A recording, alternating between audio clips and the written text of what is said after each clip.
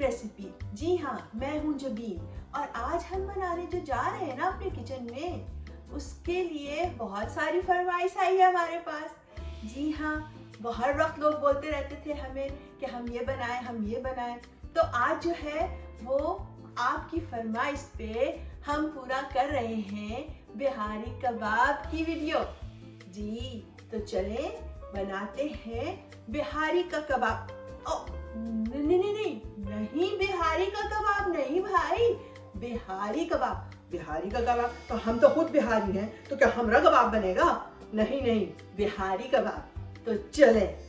तो जो बिहारी कबाब है वो वैसे तो उसके मसाले थोड़े से डिफरेंट हैं ऑफ कोर्स, लेकिन जो सबसे डिफरेंट बात होती है वो कट होता है मीट का, और वो कुछ इस तरह होता है। यहाँ पे इस तरह मिलता है, ये देखें, ऐसे फ्लैट पसंदे, लाइक पसंदे की शक्ल के कटे हुए होते हैं, लेकिन ये बहुत लंबे भी होते हैं। लेकिन ये आप देखें कि ये कितना लंबा है, 1 फुट के बराबर है ये।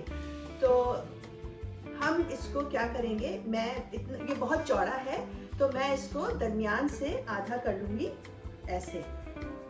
तो ये देखें मैंने इसको ऐसे आधा कर लिया है, तो ये थोड़ा सा लाइक 1.5 इंच चौड़ा रह गया है ये अब। तो इसी तरह मैं सारे अपने ये इसको, वैसे जब आप बुचर की दुकान पे जाते हैं ना तो उनको हम या तो बोलें कि बिहारी कबाब का गोश्त दो, लेकिन अगर उनको बिहारी कबाब का गोश्त की समझ नहीं आ रही है तो आप उनसे कहें कि पसंदे का गोश्त दे दो, तो वो आपको इस तरह से चौड़े चौड़े से जो है वो स्ट्रिप्स की शक्ल में आपको देंगे, और आप जो है इनको आधा कर लें घर लाकर, या उनसे भी कह सकते हैं कि अगर वो कर सके आधा तो आधा कर लें। So this is how we cut the meat and this is ready to put the masala in.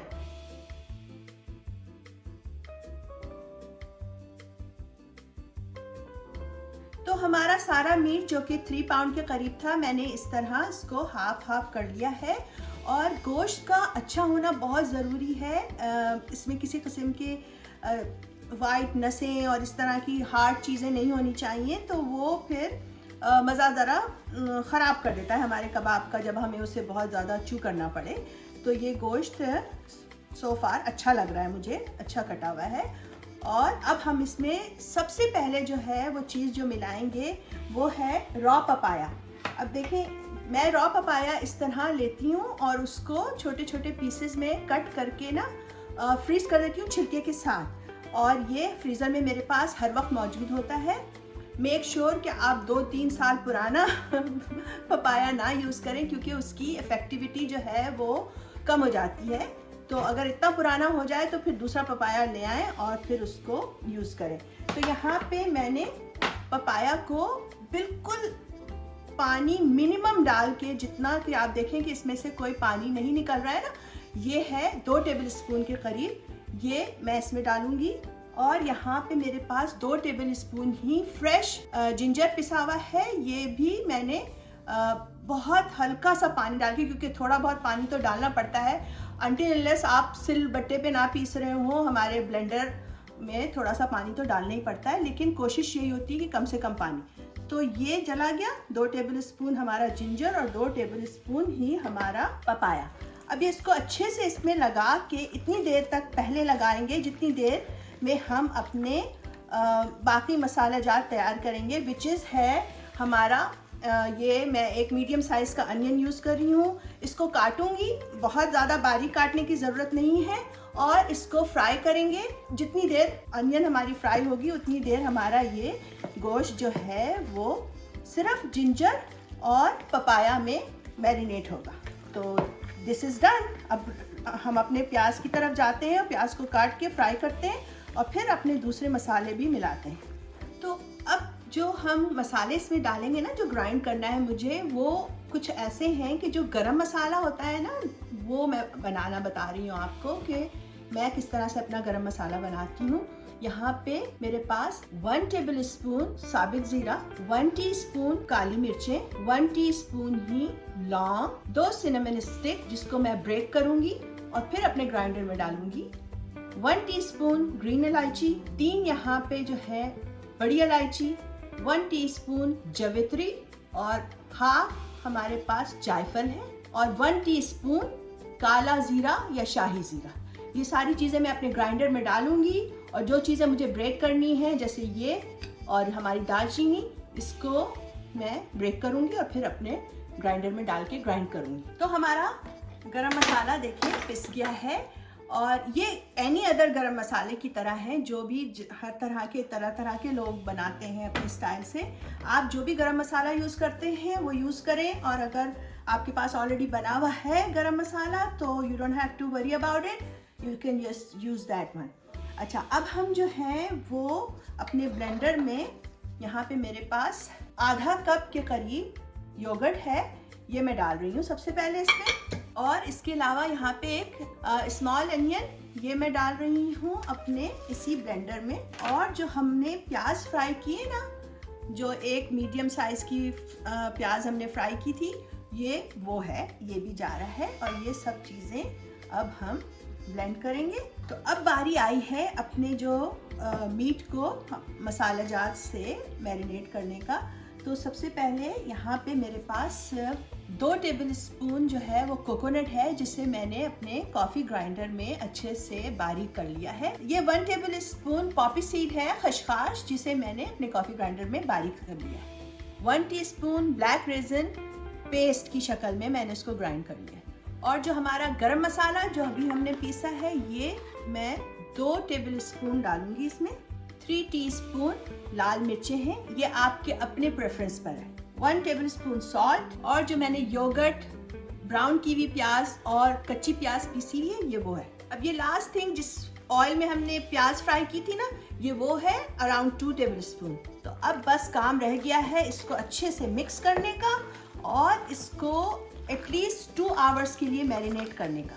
तो मैं इसको 2 घंटे के बाद कबाब लगाऊंगी, अपने बाहर बारबेक्यू करूंगी। 2 घंटे तक इसको मैरिनेट करना है एटलीस्ट। तो ये देखें हमारे 2 घंटे से ऊपर हो गए हैं और गोश्त मुझे ऑलरेडी लग रहा है कि अच्छा इसमें पपीता डाला था और ये देखें गला हुआ लग रहा है, अच्छा लग रहा है। तो बस अब हम जो है मुझे आपको ये भी बताना था कि अगर आपको लगे कि एक दफ़ा तो मैं तो अंदाज़ा नहीं होगा आपको, लेकिन अगर आपको पहली दफ़ा लगे कि आपका गोश्त अच्छे से नहीं गला और गला हुआ होना चाहिए, तो आप पपीते की मकदार को बढ़ा भी सकते हैं और कम भी कर सकते हैं ऑफ कोर्स। तो ये अब जो है इसमें जो लास्ट इंग्रेडिएंट जा रहा है सरसों का तेल।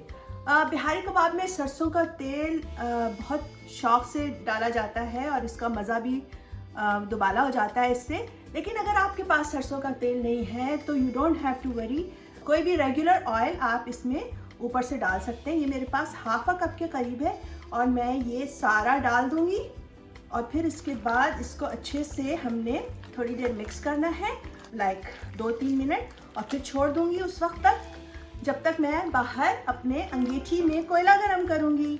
और अगर आपके पास कोयले वाली अंगीठी नहीं है तो रेगुलर बारबेक्यू ग्रिल में भी इसको बनाया जा सकता है। बस उसकी हॉट प्लेट हटा दें और उसको डायरेक्ट फ्लेम पे बारबेक्यू करें।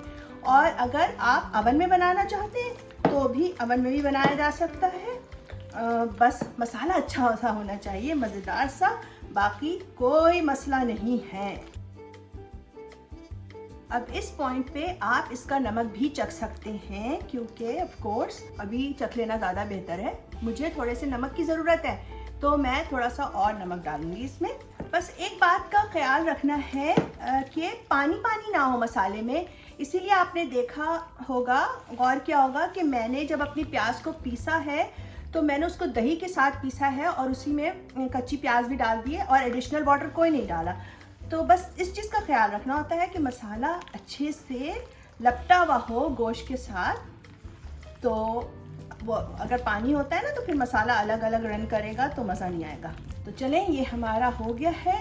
इसको देती हूँ 10 मिनट्स के लिए रेस्ट और अपनी अंगीठी बाहर गरम करती हूँ कोयले वाली। तो अब बारी आई है हमारे सीख को गोश्त को सीख में पिरोने का।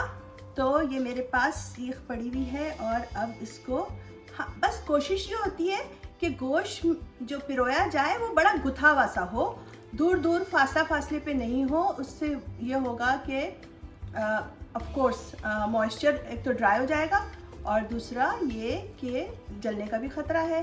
करीब करीब जब होता है ना तो मॉइस्चर होता है उसमें, तो वो अच्छा होता है ज़्यादा। तो गोश्त को पिरोते हुए हमें बस इस बात का ख्याल रखना है कि हमारा गोश्त कहीं से लटका हुआ ना हो और हमारा करीब करीब गुथा हुआ हो। That's it. ये देखिए,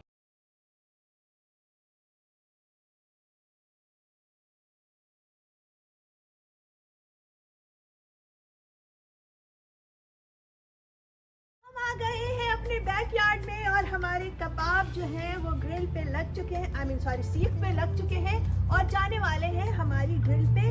कोयला हमारा बहुत अच्छे से दहक रहा है और अब हम बिस्मिल्लाह करते हैं और इनको लगाना शुरू करते हैं। हमारे गोश्त सीख में ज़्यादा दूर तक चले गए तो अब मैं इसको ज़रा सा कंप्रेस कर रही हूँ ताकि ये अपने इसमें आ जाए हमारे। देखिए तो बस अब हमें इसको सेकते रहना है पलट पलट के, और जब हमारी डिज़ायर सिकाई हमें मिल जाएगी तो हमारे कबाब रेडी हो जाएंगे मज़ेदार से इंशाअल्लाह। तो ये देखें, एक तरफ से मुझे थोड़ा थोड़ा सा ब्राउन होने शुरू हो गए हैं और मैं इनको रोल कर रही हूँ। लुक एट दिस, ये हुई ना बात, माशाल्लाह, वेरी नाइस। खुशबू, oh my god, I wish कि मैं आप लोगों को इस वक्त इसकी खुशबू सुंघा सकती। आहा हा, ज़बरदस्त। तो ये हार्डली जो है ना वो 2 से 3 मिनट रहे हैं एक साइड पे जब मैंने इनको टर्न किया है। तो क्योंकि कोयले की आंच में बहुत तपिश होती है तो इसीलिए मैंने, आपने देखा कि कोयला भी एक सिंगल लेयर में लगाया है, बहुत ज़्यादा कोयला भरना नहीं है क्योंकि वो फिर एकदम से जल जाएंगे और पकेंगे नहीं। तो अभी ये स्लो है आज, लेकिन तपिश है इसमें काफ़ी, तो ये तपिश में पकेंगे। और जो है ना, मैं ऊपर से थोड़ा सा सॉल्ट डालती हूँ हल्का सा, जो बड़ा अच्छा सा टेस्ट देता है कि सिर्फ टॉप पे हमारे सॉल्ट ही होता है, ज़रा ज़रा ज़्यादा as compare to inside. Perfect. अच्छा देखिए, पपीता का अमाउंट इसलिए बहुत क्रूशियल होता है क्योंकि अगर पपीता ज़्यादा हो जाए ना तो इस सिचुएशन में गोश्त कट कट के गिरने शुरू हो जाता है और ऑफ कोर्स वेस्ट हो जाता है। तो इसलिए पपीता का अमाउंट जो है वो क्रूशियल होता है बहुत, कि बहुत ज़्यादा नहीं लगाना और बहुत कम भी नहीं लगाना। लेकिन मैरिनेशन भी अगर देर तक रख दें, थोड़ा लगाएं पपीता, लेकिन मैरिनेट थोड़ी ज़्यादा देर के लिए कर दें तो वो फिर कट कट के नहीं गिरता। तो ये देखें, अमेजिंग लुकिंग कबाब, माशाल्लाह। मुझे इतनी खुशी हो रही है कि मैं बता नहीं सकती। और जब आप भी बनाइएगा तो आपको भी ऐसी खुशी होगी जैसे मुझे इस वक्त हो रही है, क्योंकि ये हमारे जो कुक होते हैं ना, उनका शाहकार होता है if something turn out very good. तो ये देखें, हसीन और जमील किस्म के कबाब रेडी हैं हमारे, और अब हम इनको ट्रे में निकालेंगे और अंदर लेके जाएंगे और फिर आपको बताएंगे ट्राई करके कि ये कैसे बने हैं। आई विश कि आप भी मेरे साथ ट्राई कर सकते हैं, बट क्या कर सकते हैं, सॉरी। तो ये देखें, हमारे कबाब अंदर आ गए हैं और मैंने प्याज और हरी मिर्ची और हरा धनिया के बेड के ऊपर अपने कबाब को रखा है।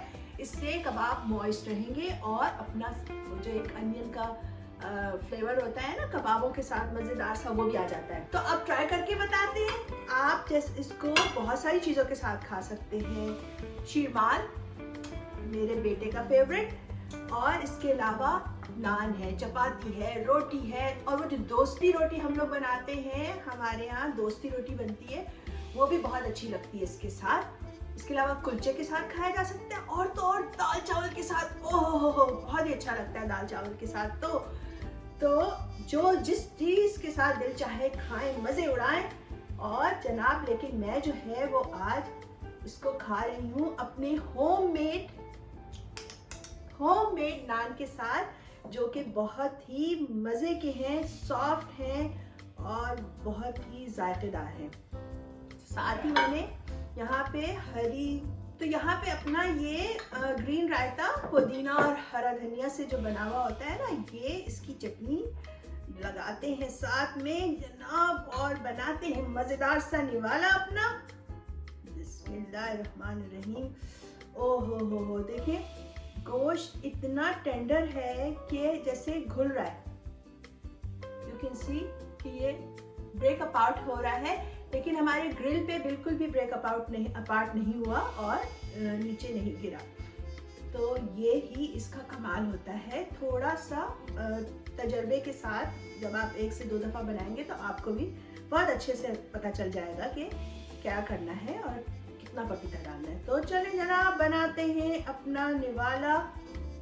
ओहो हो,